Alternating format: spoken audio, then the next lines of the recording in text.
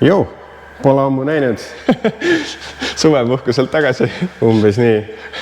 Okei, mis me täna teeme? Vaatame ühte siis Hollandis saabunud Tesla Model 3 ja siis ühesõnaga, Marko tegi selle auto juba valmis. Siin on keraamika peal, saame näha seda, kuidas keraamika toimib, aga põhifookus on selles, et auto puhtaks uuesti, teeme müügipildid ja viime Rasmuse autoga sõitma. Et räägime natukene auto sellisest spekist, miks just see auto on valitud oksjonilt ja käimegi nii-öelda süvitsi läbi selle auto, mis tema vead on, mis tema head on. Let's go! Mis tema head ja vead on, vaata seda. Ma ei tea, miks see lahti on. See on nagu see Jaapani stiilis, aga tavaliselt tehakse numbrimärkidega seda. Ma ei tea. See tahab seda sinu 3M-i saada meeletult siia äärde. Üks asi tegelikult, selle numbrimärgi alusega ei saanud vist neid kruve kohe paika, et ma lähen otsin ristpea kruvikeere. Minu arust good enough. Ma mõtlesin, et meil läheb nagu, et me peame siia plastikusse mingi augu juurde puurima. Ja siis auto pesu kohta veel nii palju, et see auto on üleeile keraamika saanud, siis ta on 24 tundi seisnud. Nüüd ta sai siis vett ja vihma, nii-öelda, mis iganes seal tee peal pakub. Ja tegelikult me ei tohigi seda autot veel pesta korralikult, et meil tuleb selline konkreetne nutipesu, vesi peale ja uuesti kuivaks. Sellepärast, et keraamika peab siis 2 nädalat alguses ilma pesutale hakkama saama. Aga see ei takista seda, et nagu lihtsalt vesi peale sellele autole lasta, et see ei ole hullu nagu. Mis keraamika peale sai? Gion Pure Evo. Nice. Et mulle hullult see Pure meeldib. Sama. Ja muideks Marko ütles ka, et talle selle Pure paigaldus temale nagu personaalselt väga ei meeldi. Talle meeldib Moxi paigaldada, aga ta ütles ka, et sellel sinisel eriti, et see Pure kuidagi teeb enda Pure asju, et tal kuidagi see läige ja see fookus on meeletu. Ja muideks, mis ma olen kuulnud Saksamaal seal nii-öelda Gioni üritusel ja automehaanikal toodi seda välja, et pannaksegi Pure ja siis pannakse kändkõut otsa. Et see on väga siuke juba maitse asi ja läheb nagu süvitsi ja väga korralikuks tegemiseks. Aga et see kombo nagu pidi olema selline väga vinge. Sinu mingile autole sai ka kunagi Pure pandud, eks? Audile sai ja see nägi ka väga crazy välja. Nagu filter oleks peal sisuliselt. Ja. Good one. Aga laseme siis nüüd vee peale. Pigem on puhas, aga jällegi see on lihtsalt keraamika test veits täna ja kiire üle enne pilte. No müügipilte ei saa teha, vaata sellisest enam. Lasen siin siis vett täis. Huvitav, kas siin on mingi Cure äkki peal või? Midagi on küll, jah.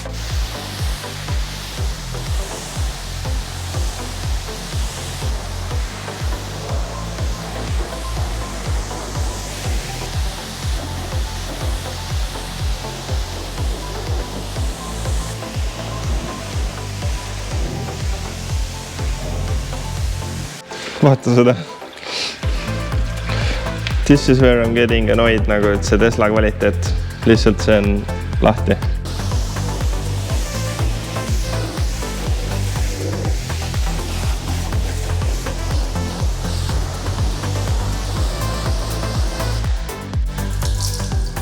Mõtlesime, et prooviks selle fööni ära, et nüüd on keraamika autole, et selle keraamikaga peaks see föön nagu päris hea asja tegema. See puhub nüüd sooja õhku ka, mingisugune meeletult võimas, mingi 2800 vatti lihtsalt õhku.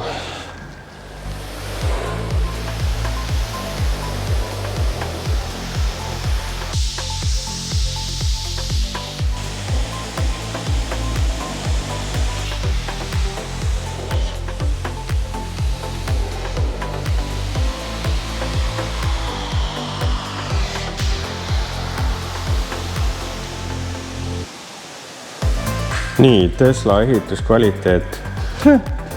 Või siis see uks on ära käinud, sest et see liist väga ei istu siin. Niisugune. No ukse vahe on niisugune alt minu arust kitsam kui ülevalt. Siin on niisugune aga see on vist iga Teslaga siuke teema veits. On ja kusjuures väidetavalt need Mudel 3-d on veel nagu hästi. Okei. Et need vanemad Mudel S-id pidi nagu olema niimoodi, et kui sul headliner või siis see nii-öelda peapealne osa salongis ära kukub, siis ära tee teist nägu. Musta mati võtsin välja, mille tolmukaga ära tõmmata, aga jäi silma see, et Marko on Fabric Code'iga matid üle käinud, et pärlid on peal veest. Ops, nii. Kuule, see on mu lemmikasi vist praegu. Päris äge, jah? Saad veega mängida niimoodi. Eks ta natuke tõmbab ikka sisse, aga enamus nagu on nägemistne. Ja see on mingis paketis sisepesus ka või? I have no idea. Ma ka ei tea. Teate, kui keeruline neid autopesupakette teha on. Rasmus on neid siin nädalaid nagu timminud ja siis võtab veel Markolt sisendilt, et Marko päriselt teeb neid nagu igapäevaselt. Marko võtab aega, et palju tal läheb. Siis üks hetk tuleb sulle Fiat 500 pessu. Järgmine kord tuleb sulle, ma ei tea, Cadillac Escalade. Noh, selles mõttes, et tundub võib-olla nagu mitte meeletu vahe, aga ajaliselt sul on nagu kahe auto puhul väga suur vahe.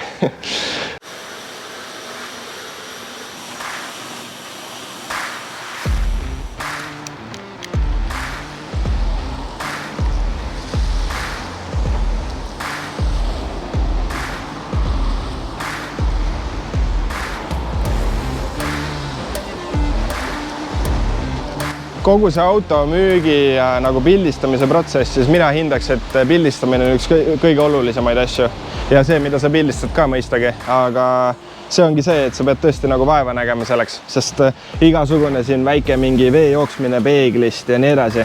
Ehk siis, kui sa pildistama lähed, siis kindlasti nagu puhas lapp kaasa, et sa saaksid veel enda viimased asjad nagu korda saada. Siis sellel, kas sa pildistad enda iPhone mingisuguse 10-ga või siis peegelkaameraga, sellel on samuti suur vahe. Mina ei ole professionaalne fotograaf, ma ei ole professionaalne autopesija, aga lihtsalt, et sa pead endast parima andma, sellepärast, et mida parem sul see pilt tuleb kokku, siis seda suurem võimalus on, et su auto paistab silma müügiturul, sest päeva lõpuks on sul neid nagu pakkumisi seal 10 ja millegi põhjal teeb siis tulevane omanik endale valiku.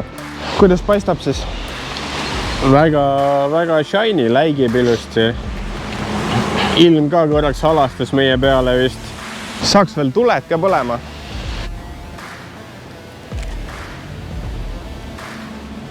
Ja alati on siis kindlad nurgad ja template on olemas. Kusjuures minu template on, et ma teen nagu ühe seti niimoodi, et mul on rattad nagu pööratuna ja siis mul on edasi on kõik sirgelt. Eks ma viskan vahele neid sinu pilte siis sellest. Muidugi. Nüüd selles seerias ma teen lihtsalt sisuliselt 360 kraadi sellele autole, et saaks iga nurga alt pildi, et oleks võimalikult palju nagu uudistamist uuel omanikul niimoodi, et me ei peaks nagu kokku saama. Pilt, mis on väga oluline, kindlasti paneme selle nagu siia taustale videosse, on see nagu keskelt ja tagant. Et see on päris tricky, aga jah, sisuliselt sellise nagu nurga alt, et paned kaamera täiesti lakke ja siis proovid nagu fokusseerida, et auto oleks pildil. Antud auto puhul on väga palju tegelikult ka selliseid nüansse, et mida siit nagu pildistada. Üks asi on see, et mis spekiga auto see siis lõpuks tuleb. Siin ta saab läbisõidu näha, Vinni näeb, et autopiloot on peal. Vaatame, kas service all on ka midagi. Notifications. Tõestaks ära, et sellel autol on 1 miljon kaamerat. Ja kuidas väljuda Teslast? Good one. See on hästi vahva Tesladele, et neil on nagu kõik asjad ilusasti ära pakitud. Et siin on näha, et on see teiseldatav kärukonks ja siis on laadija ka eraldi. Nendest samamoodi, et need on kõik lisaväärtused, mis maksavad nagu selline 500 kuni 1000 eurot võib-olla, sõltuvalt asjast. Et kui sa neid ei pildista, siis inimene ei tea, et sul need on. Läheme tiirele? Noh, mis vibe on? Veider on Passatist tulla vist. Pisut, jah. et siin ees on ainult rool, mitte midagi muud ei ole. Mingi liist läheb, väga vähe, ei olegi nuppe tegelikult. On ainult suur tahvelarvuti. See kojameeste värk näiteks, lihtsalt mina ei jõua ära harjuda sellega. Siis Tesla puhul on nagu see, et ma olen see nii-öelda inimene, kes kunagi avastas mingisugune 5 aastat tagasi selle CarPlay on ja nüüd lihtsalt ma nagu vajan seda CarPlay'd on ja et mul umbes mingi mõte sellest, et mul Waze ei tööta ja kõik see muu on nagu täiesti nagu häiriv. Minu arust Waze'i siin ei olnud. Võib-olla ma eksin praegu, saate täpsustada kommentaarides. Aga experience siin on, et see oligi mõte tegelikult, et viiks nagu Rasmuse sõitma, sest mina sain enda nagu mingisuguse süsti kätte selle punasega, mis mul oli. Võime sellest ka korraks pildi panna näitamaks. Ja siis nüüd on nagu see sinine ja tegelikult ma olen kogu aeg valinud täpselt samasuguse Tesla. Et see on siis long range, dual mootor. Ja siis ma olen jälginud seda, et tal oleks lisavarustuses nii-öelda teiseldatav konks olemas, et tal oleks autopiloot peal, sest see on äge. Tegelikult on see lihtsalt lein assist ja adaptiivne püsikas, oleme ausad. Aga kõik need asjad nagu teevad autost rohkem auto, on ja.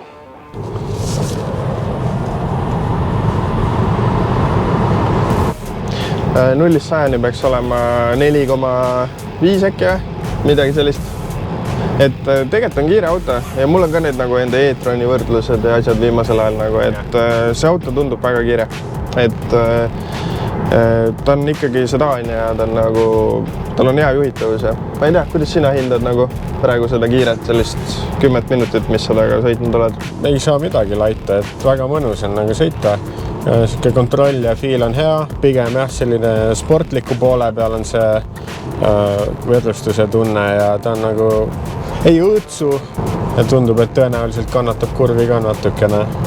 On küll jah, body roll on nagu minimaalne ja ta on nagu selles mõttes huvitav, et ta enda selle raskusega on selline, et ta nüüd ei ole selline nagu M3, et ta hirmutab sind ja ta su nagu oled kohe kraabis, kui sa gaasi juurde vajutad, et ta püsib nagu üli hästi, võib-olla on head rehvid ka ja kõik see ja täna on märk ka veel veidi, et ma nagu tegelikult täna pesulasse sõites proovisin, et kas ma nagu saan. Jah, sa saad taga natuke libiseda, aga sa pead nagu ikka midagi sellist tegema, mis nagu ei ole ette nähtud. Lähedki kurvi ja lihtsalt vajutad gaasi põhjana, pildikult öelda. Mina tahtsin ka nagu lihtsalt neid võib-olla mõtteid juurde võtta selle, et miks seda Teslat üldse on ja et miks mul nüüd nagu see teine Tesla on, miks ma ei ole ostnud enda ID3-sid nagu juurde näiteks on ja siis tegelikult on niimoodi, et nad on üsna sarnases hinnaklassis ja kui ma ostan endale autot, siis iga auto, mis ma ostan, ma arvestan sellega, et võib-olla ma sõidan sellega järgmised pool aastat. Ja käsi südamel, siis ma sõidan parema meelega selle Model 3-ga kui siis selle ID3 nagu näitega. Teslaga ma saan endale 4-joolise auto, ma saan 75 kWh aku. See on päris hea selles mõttes, et tegelikult täisakuga näitab see auto 450 kilomeetrit range'i. Loomulikult see sõltub sellest, kas sa käid kiirendusvõistlusel ja kas sa sõidad maanteel või sa sõidad linnas. Aga põhimõte on see, et sa saad väga hea range'i üsna mõistliku kuluga, sest ma näen, et see auto hind on kuskil nagu 25-26 000 eurot. Nüüd sa saad muideks kojameest proovida, sest see kojamees on nii ebameeldiv. Ja meil on väike probleem tekkimas, et sajab ja ma ei ole kindel, kuidas ma saan kojameest. 2 kangi on. Ops, essa korraga. Jah, aga nüüd see on 1 korra. See oli 1 korra lihtsalt. Kui sa nüüd minu arust, kas sa hoiad all seda sama nuppu või? Okei, see on nagu astmeline nupp. Nüüd ma vajutasin ta põhja, siis ta lasi vett. Siis ma pean siit rooli pealt auto peale lükkama. Ja siis hakkab sul see pull pihta, et auto peal on liiga kiiresti, sest sul on mingi klaasikeraamika siin peal ja bla. Ja siis sa ikka lõpuks, kas sa saad selle rullikuga siis äkki või saad sa nagu siit touchi pealt. Ja istmesoojendused ka, et touchi pealt ja siin ikka on neid nagu asju, mida sa nagu läbid tegelikult touchiga.